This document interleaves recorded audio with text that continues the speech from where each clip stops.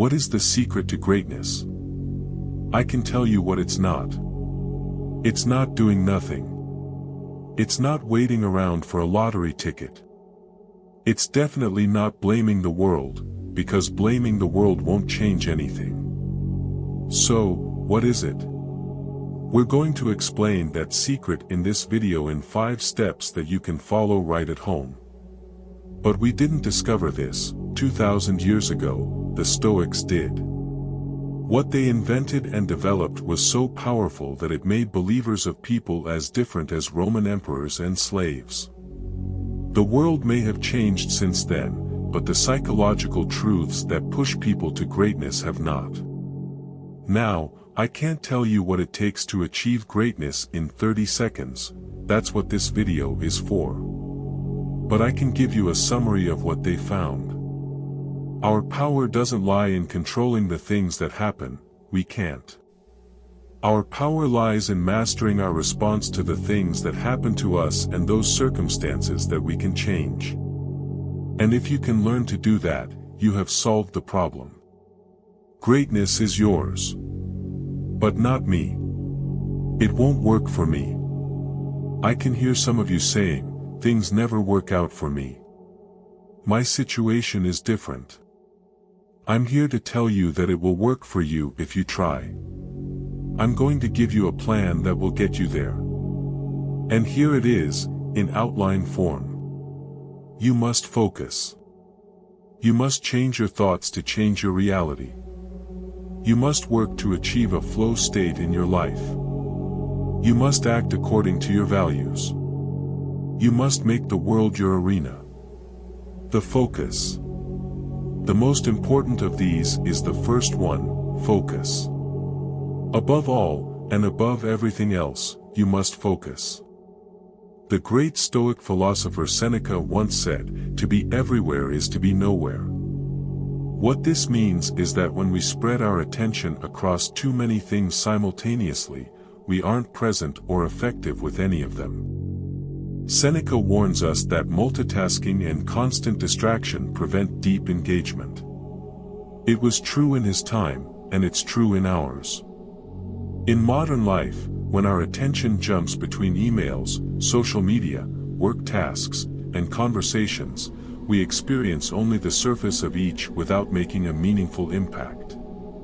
True effectiveness comes from being fully present with one thing at a time. A mind that tries to be everywhere, attending to many tasks at once, ends up being nowhere, not fully engaged with anything. This aligns with modern research showing that multitasking reduces cognitive performance and depth of thought. In other words, Seneca recognized that scattered attention leads to scattered results. You may appear busy, but you accomplish little of significance. And what matters in the world we live in is results. The Stoic approach values depth over breadth because that's what gets results. Computer science professor Cal Newport calls the ability to focus without distraction deep work, defining it as professional activities performed in a state of distraction-free concentration that push your cognitive capabilities to their limit. This modern concept mirrors what the Stoics practiced as mental discipline. While Newport's research demonstrates that deep work is profitable in today's economy, the Stoics would argue it's always been essential for a well-lived life. The evidence against multitasking keeps building.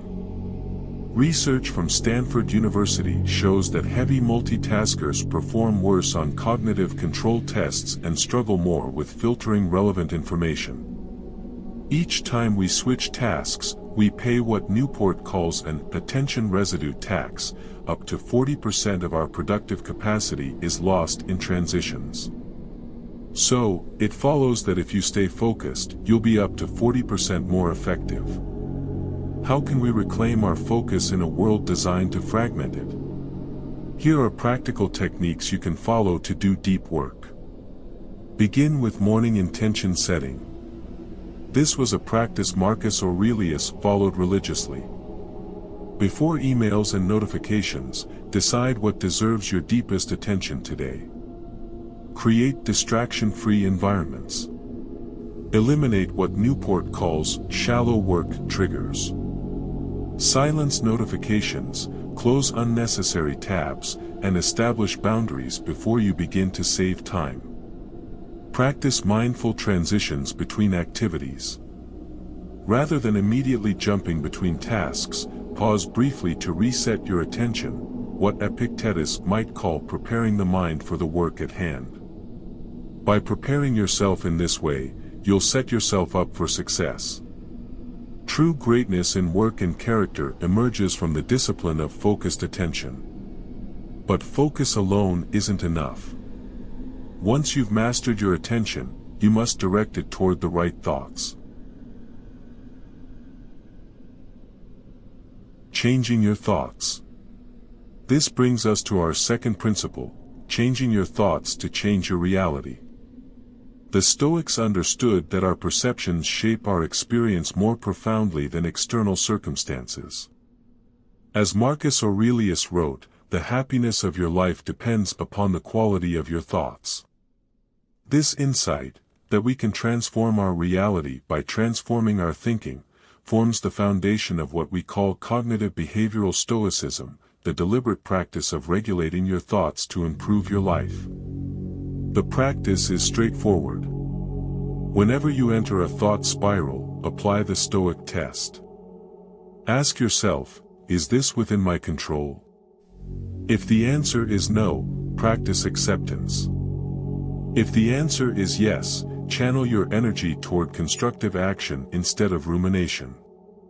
This concept is echoed in modern psychology through cognitive behavioral therapy, CBT. CBT is a psychotherapy approach that focuses on identifying and changing unhelpful thinking patterns and behaviors. The premise of CBT is that our thoughts, feelings, and behaviors are interconnected. Negative patterns in any of these areas can create and maintain psychological distress. The Stoics recognize these false impressions as judgments we add to neutral events. And if we add them, that means we can also stop adding them.